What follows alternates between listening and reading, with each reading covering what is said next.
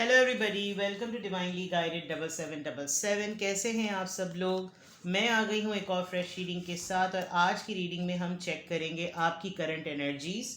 और उसमें हम ये क्वेश्चन करेंगे कि आपकी लव रिलेशनशिप की जो भी सिचुएशन चल रही है, क्या आपको उसको मान लेना चाहिए या उसमें मान लेना चाहिए। हर किसी की लव सिचुएशन डिफरेंट होती है, रिलेशनशिप सिचुएशन डिफरेंट होती है। आप जिस भी तरह की सूरत हाल में हैं, उसमें क्या आपको उस सिचुएशन में अपने आप को मनवा लेना चाहिए, मान जाना चाहिए, नहीं मान जाना चाहिए, उसके हिसाब से ये रीडिंग होगी। ये टाइमलेस, जनरल और कलेक्टिव रीडिंग होगी। जब कभी भी आपकी नज़र से गुजरेगी तो ये आपका उस वक्त का मैसेज होगा। मैसेज वही लीजिएगा जो आपको अपनी सिचुएशन से मैच करता हुआ लगे। टैरो में ये मैसेजेस आए हैं तो सब अपने ऊपर इम्पोज मत कीजिएगा, और इनकी बेसिस पर कोई फाइनल डिसीजन भी मत बनाइएगा। हमेशा अपनी प्राइवेट रीडिंग लें, मुझसे लें या किसी और से लें, क्योंकि आपको फैसला करना होता है तो प्राइवेट रीडिंग ज़रूरी होती है। जनरल रीडिंग आपको अंडरस्टैंड करने के लिए, गाइड करने के लिए और बहुत हद तक सिचुएशन को समझने के लिए बिल्कुल ठीक होती है, लेकिन प्राइवेटली आपको ज़रूर कंसल्ट करना चाहिए, मुझसे या किसी और से।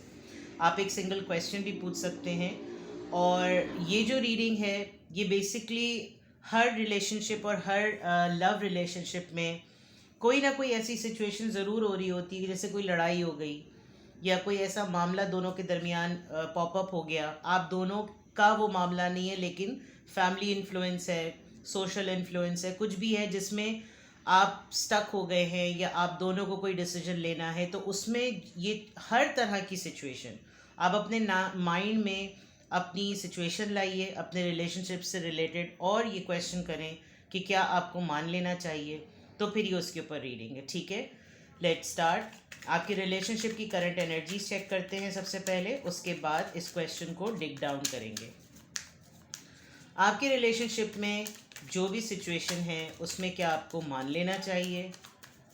आपकी रिलेशनशिप की करंट एनर्जीज, पर्सन के बारे में आप सोचिए, अपने बारे में सोचिए, इस रिश्ते के बारे में सोचिए, एंड देन लेट्स सी क्या आपको मान लेना चाहिए। पैलेसेस ऑफ कप्स, सेटलमेंट की बात है, मोहब्बत की बात पहले ही आ गई।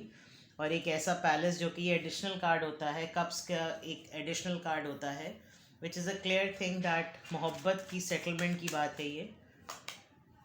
10 ऑफ वॉन्ड्स,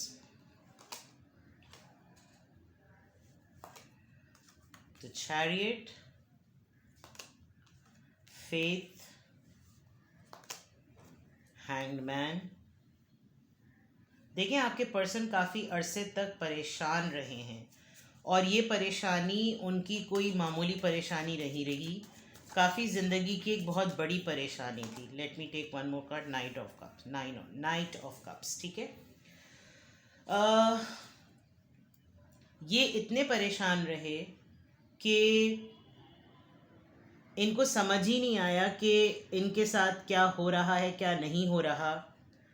और आपको लग रहा होगा कि जैसे आप एक इग्नोर्ड, एक लेफ्ट जोन में रहे हैं, आपको इन्होंने साइड में कर दिया, लेकिन इन्होंने पूरी अपनी पूरे सर्कल को ही साइड में कर दिया था। मतलब ये इतने ज़्यादा, विद द 10 ऑफ वॉन्ड्स आप देखें कि आपके आपके रिलेशनशिप की एनर्जी में तनाव है, आपके रिलेशनशिप की एनर्जी में परेशानी है। आपका रिलेशनशिप जो है वो कोई आसान नहीं है, मुश्किल रिलेशनशिप है, और परेशानी कलेक्टिव है, दोनों की है।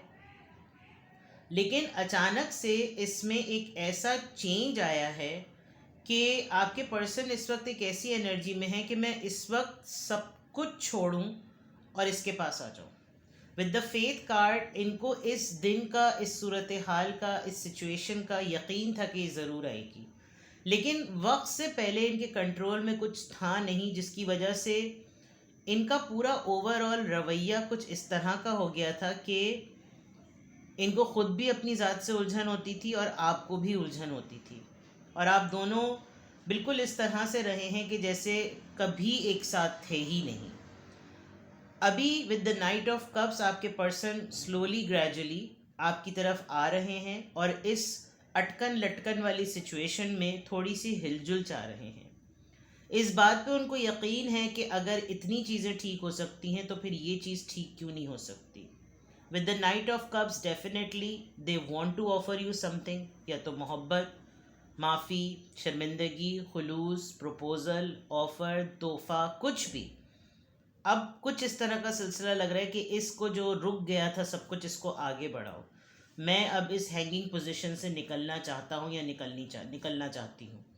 Aries, Leo, Sagittarius, Cancerian, with the faith card it's actually hierophant, जो कि एक मैरिड पर्सन से डील, एक कमिटेड, एक बड़े ही रिलीजियस पायस पर्सन, बहुत ही वाइज स्कॉलर टाइप इंसान की एनर्जी को रिवील करते हैं। With the hanging man, Pisces, ये टॉरस है, ये पाइसीज, आपके स्ट्रेट 3 मेजर आर्कानाज हैं। So that is a big message कि आपके रिलेशनशिप की एनर्जी में एक यकीन और उम्मीद की किरण है अभी भी।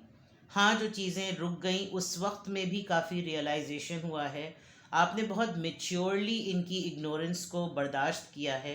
And with the knight of cups they really feel for you, और इस वक्त ये एनर्जी यही बता रही है। ठीक है, अब आपके क्वेश्चन पर आते हैं कि आपका इस रिलेशनशिप में जो आपकी करंट एनर्जी आई, क्या आपको मान लेना चाहिए, मान जाना चाहिए, मनवा लेना चाहिए? आपको मान जाना चाहिए, सिंपल स्ट्रेट, जो भी सिचुएशन है। क्या आपको जो आपके रिलेशनशिप की सिचुएशन है, क्या उसमें आपको मान जाना चाहिए? 6 of coins, taurus, Virgo, Capricorn, S of cups, cancer, Scorpio, Pisces, the wheel, Leo, king of pentacles, taurus, Virgo, Capricorn, and 7 of swords. अगर ये कार्ड ना आता तो फिर तो मैं आपको स्ट्रेट अवे कह देती कि आपको मान लेना चाहिए। वैसे भी डिसीजन आपका अपना होगा, ठीक है। साइंस मैंने आपको बता दिए। आप 85% मान सकते हैं। आपके इस रिलेशनशिप में जो भी सिचुएशन है, आपको उसे मान लेना चाहिए। सिर्फ 15% नहीं मानना चाहिए, वो मैं आपको बताती हूँ क्यों। सबसे पहली चीज़, ये जो निदामत है, ये जो एक सर झुका हुआ है, या जो एक तुजबुज सी कैफियत है, वो इस वजह से क्योंकि विद द इग्नोरेंस, और इस परेशानी में दे न्यू इट कि उन्होंने आपको नहीं सही डील किया, अपने में लगे रहे, अपनी सब चीज़ें देखते रहे, अपने आप को सेटल करते रहे, और आपको इन्होंने उस तरीक़े से ट्रीट नहीं किया जो आप इस परेशानी के वक्त में डिज़र्व करते थे। परेशानी उनकी भी थी, परेशानी आपकी भी थी, बट इस पे कोई डाउट ही नहीं है कि आपसे इनको बहुत उनसियत है, बहुत खुलूस है, बहुत मोहब्बत है। थोड़ा सा इनका मटीरियलिस्टिक माइंड है, और इनको ये ऐसी सिचुएशन में बहुत कट थ्रॉट हो जाते हैं। इनको लगता है कि सारी दुनिया पैसे की है, और जब तक मेरी लाइफ में चीज़ें सेटल नहीं होंगी, मैं इस परेशानी से जब तक बाहर ना आऊँ, तो मैं किसी भी तरह से इस बात को कंसिडर ना करूँ। और with the king of pentacles, इनके एंड पर आप बस ये समझ लीजिए कि परसेप्शन की बात है। ये इनका परसेप्शन है। अब इनके मामलात सही हैं, इनकी चीज़ें ठीक हैं, इनके हालात सही हैं। ये with the king of pentacles and wheel of Fortune, इनका किस्मत का पहिया चल पड़ा, ये सेटल्ड हैं, ये रिलैक्स हैं। तो इनको लग रहा है कि now I am in a better position to entertain someone. मैं ऑफ़र भी कर सकूं, मैं मोहब्बत भी कर सकूं, मैं मेंटली यहाँ पर मौजूद हूँ, तो मैं हर वो लम्हे को जी सकूं जो मैं इस परेशानी के वक्त में नहीं जी पा रहा था या जी पा रही थी। तो आपने 85% तो इनकी मान लेनी चाहिए, या अपने आप को मनवा लेना चाहिए, या अपने इस रिलेशनशिप की सिचुएशन को मान लेना चाहिए। लेकिन वो जो 15% है, ये आपसे अभी भी कुछ छुपा रहे हैं। थर्ड पार्टी है, अपनी कोई पर्सनल बात है, ये आपके बगैर नहीं रह सकते, लेकिन बीच में उन्होंने कोई स्यापा किया है, और इस स्यापे में इनके साथ अगर कोई कनेक्शन का रहा तो ये वो बात आपसे छुपा रहे हैं। I have no idea, but they are still hiding something. शायद आप दोनों के दरमियान डिफरेंसेस इसी बात के होते होंगे कि मुझे सच नहीं बताते। मुझे क्यों नहीं बताते? जब मैं हूँ लाइफ में, जब मैं हूँ पार्टनर के फॉर्म में, जब मेरे साथ रिश्ता है, तो मुझे क्यों नहीं बताते? किसी और से मुझे कोई बात क्यों पता चलती। तो उस वजह से लेट्स सी, ये 7 ऑफ सोर्ड्स, मैं 7 ऑफ सोर्ड्स को ही क्लैरिफाई करूँगी। 7 ऑफ सोर्ड्स यहाँ पर क्यों आया है, ये क्या चीज़ छुपा रहे हैं।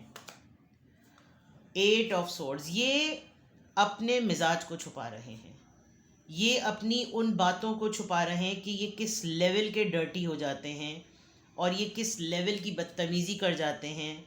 ये अपना वो फेस छुपा रहे हैं जिसमें इन्होंने आपको लिटरली डैमेज किया, इन्होंने आपको हर्ट किया, डपटा, झिड़क दिया, दूर कर दिया। क्योंकि ये परेशान जब होते हैं तो इनको सारी दुनिया एक चाकू इनके हाथ में और ये सबका पेट फाड़ दें, ये कुछ इस तरह की पर्सनैलिटी है।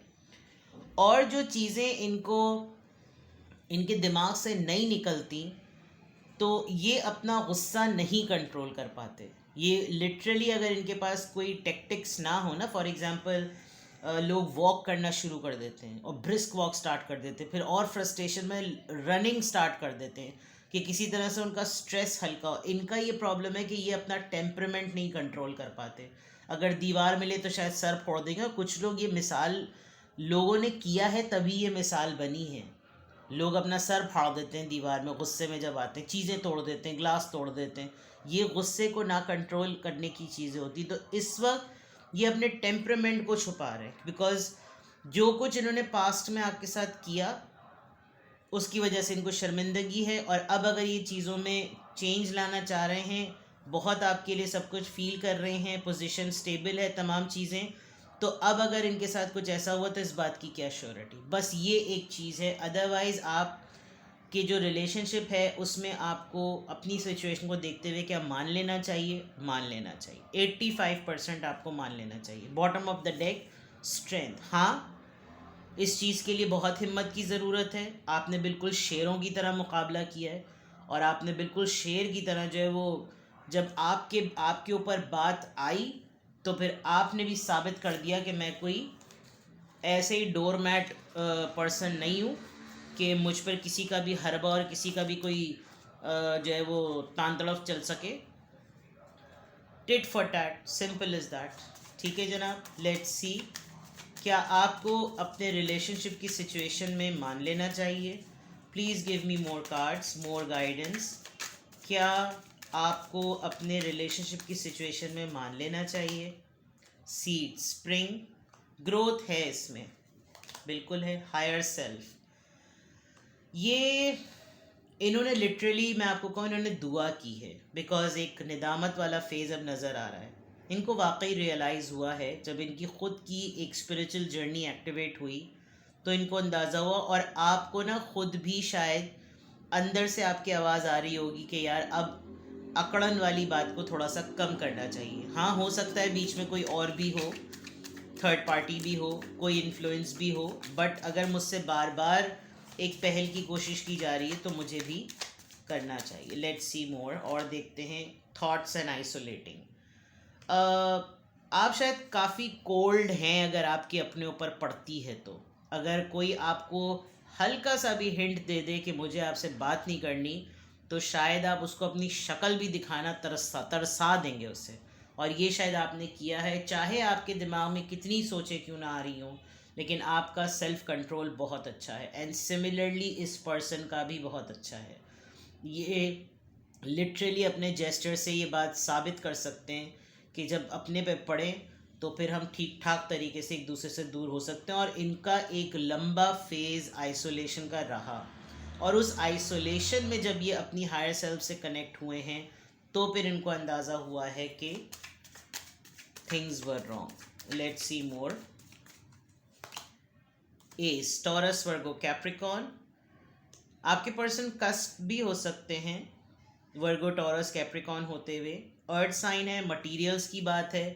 अर्थ का जो साइन होता है वो मटीरियलिस्टिक लोगों को शो करता है, और मटीरियलिस्टिक स्टेबिलिटी का मैं आपको पहले ही बता चुकी हूँ। Let's see more. Self care, energy. मेरे ख्याल में इस दौरान जब आप आइसोलेशन में रहे और इग्नोरेंस आपने बेयर की तो आपको सब्र आ गया था, और आपने इस सब्र में अपनी एनर्जी को काफ़ी डिटॉक्स भी रखा और प्रोटेक्ट भी रखा। तो उस पॉइंट ऑफ व्यू से अब कोई आपको ये कह नहीं सकता कि तुम मेरे बगैर नहीं रह सकती, तुम मेरे मुझ पे ही डिपेंडेंट हो। आपने ऐसा नहीं शो किया, आपने खुद अपने मटीरियलिस्टिक ग्राउंड सेट किया है और अपने आप को भी आपने हायर सेल्फ से कनेक्ट करके अपनी थॉट्स को भी अलाइन किया है, एक ट्रैक पे किया है।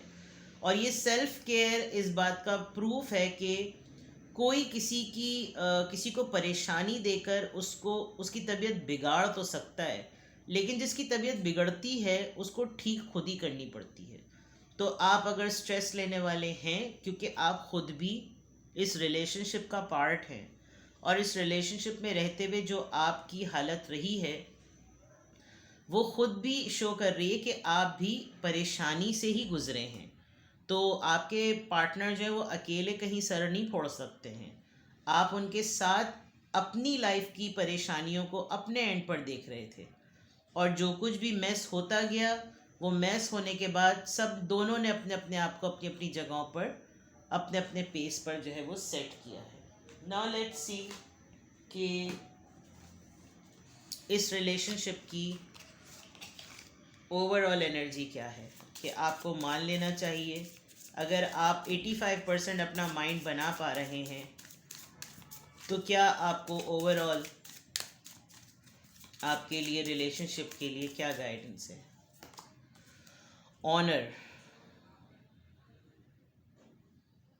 Honour your loved one and you will notice your relationship becoming stronger. आप देखिए, मैंने कहा था आप दोनों की प्रॉब्लम्स अपनी अपनी जगह एक अलग अलग हैं। ये देखिए, दोनों ही पानी में डूब रहे हैं। अगर आप यूँ देखें तो ये यहाँ डूब रही है, अगर आप ये देखें तो ये यहाँ डूब रहे हैं। और उसने अपने प्रॉब्लम्स, अपने डूबने के प्रोसेस में से अगले के लिए हाथ दिया, जबकि आप बिल्कुल स्टेबल हैं अपनी जगह पे। आपने शो किया कि मुझे नीड नहीं है, लेकिन ये जो एक रियलाइजेशन फेज़ है उसमें इनको ये लगा कि आपको ये काफ़ी हद तक छोड़ चुके थे। तो ऑनर, अपने मोहब्बत को रिस्पेक्ट करें। ये स्ट्रेट अवे आपके पर्सन का जब इनका सेल्फ रियलाइजेशन फेज़ एक्टिव हुआ होगा ना, तो इनको यही रियलाइजेशन हुई होगी। Last card, tested. Your strength and weaknesses are being tested. ये मैंने स्ट्रेंथ से पहले ही बता दिया था, आपने बड़ा बहादुरी से सामना किया है, मुकाबला किया है। और इस वक्त कोई आपके पेशेंस को, आपकी आपकी आपकी ताकत को, आपकी कमज़ोरियों को टेस्ट कर भी रहा है और हो भी रही हैं। इस वक्त आपका पर्सन कुछ ना कुछ टैक्टिक थ्रो करके आपकी बहुत सारी चीज़ों को टेस्ट भी कर रहा है कि क्या इसको मैं देखूं, इसको तंग करके देखूं, इसको टीस करके देखूं, इसको मोहब्बत देकर देखूं, मैं चेक करूं कि इसका क्या रिस्पॉन्स आता है। तो शायद इसीलिए ये रीडिंग भी पूरी as it is a commitment. Now it's a good thing, positive. 85% तो आप समझ लीजिए एक तरीके से हाँ ही है। Commitment is an important factor to achieve a successful relationship. आप दुनिया की हर तरफ से, हर जगह पर आप अपने हर महाज पर खड़े हुए हों, आपको जब ये पता होता है कि मेरा पार्टनर मेरे साथ है, मेरे पास कोई ऐसा इंसान है जिसके साथ मैं अपना दुख दर्द बांट सकूं, अपनी परेशानियां शेयर कर सकूं, नॉट इन टर्म्स कि कोई मेरी परेशानियों को ओन कर ले, लेकिन कोई मौजूद हो, तो फिर आप दुनिया फ़तह कर सकते हैं। और आप दोनों एक्चुअली शायद एक साथ एक ही वक्त में प्रॉब्लम्स में आ जाते हैं, और यही शायद आप लोगों के रिलेशनशिप का मसला है, जिसकी वजह से अब जो कुछ भी आपके दरमियान हुआ है उसमें पोटेंशियल है and you can go for it. ठीक है जनाब। इसके अलावा अगर आपको कुछ भी पूछना हो, अगर आपको कोई इसके अलावा फर्दर डिसीजन बनाना हो, तो then it's definitely up to your choice that you can ask a question. और आप एक प्राइवेट रीडिंग लेकर क्वेश्चन पूछ सकते हैं या आप डिटेल सेशन ले सकते हैं, इट्स योर चॉइस। और दैट्स इट। अपना बेहद ख्याल रखिएगा, अपना बहुत बहुत बहुत ख्याल रखिएगा। Just like this, self care. Bye bye.